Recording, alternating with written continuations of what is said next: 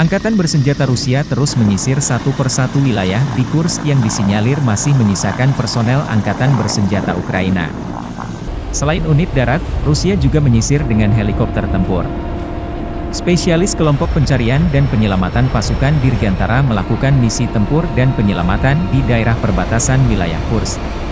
Mereka memberikan dukungan harian kepada awak helikopter penerbangan tentara KA-52, Mi-28, Mi-35, yang menyerang konsentrasi tenaga kerja, kendaraan lapis baja dan otomotif Angkatan Bersenjata Ukraina.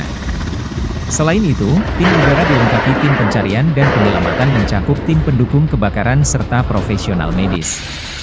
Tugas utama PSG adalah pemantauan situasi secara terus-menerus, evakuasi dan penyelamatan pilot, serta transportasi mereka ke fasilitas medis militer. Serangan Ukraina ke wilayah Kursk meningkatkan ketegangan Rusia dan Ukraina. Konflik Rusia-Ukraina memasuki tahun ketiga, jalan perdamaian belum menemui titik terang.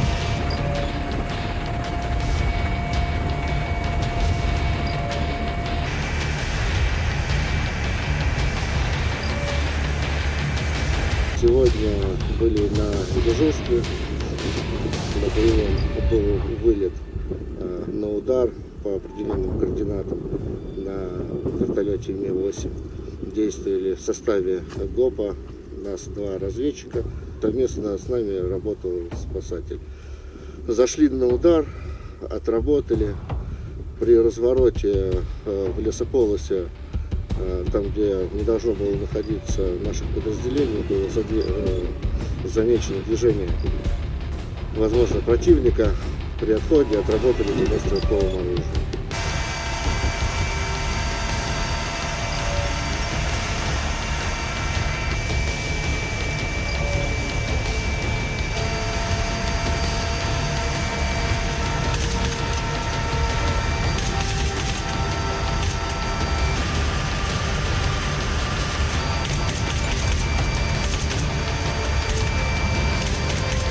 Получили задачу ПП уничтожить ранее произвели взлет с геликоптера, вышли в район цели, выполнили пуск неуправляемого вооружения, выполнили отход от цели, далее ушли в зону ожидания.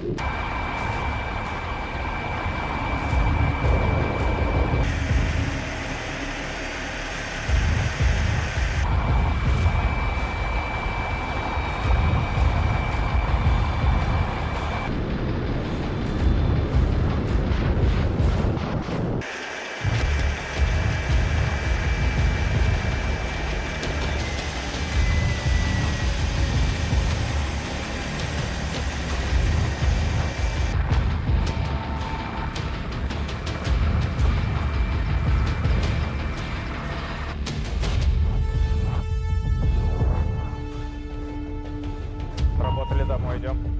Понял.